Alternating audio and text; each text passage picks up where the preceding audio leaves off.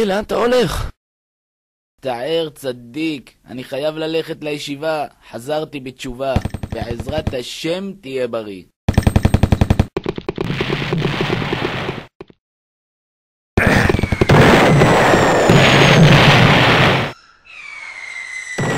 מה זה גבר? מה קורה איתך? מצטער אח שלו, אני בכלל ערפי, אני לא קשור לפה.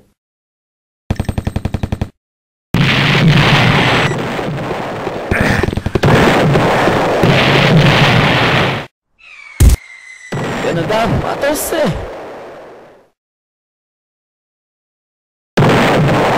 אני מרביץ לחיילים, ככה לימדו אותי בנוער גבעות. מגיע לך שנפצעת, זה העונש על פינוי מחמשי חרציות צפון.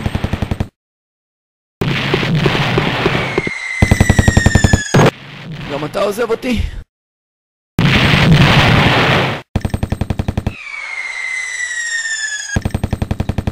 סורי איש, אני פציפיסט. כל המלחמה הזאת באה לי ממש לא טוב. חובש! חובש!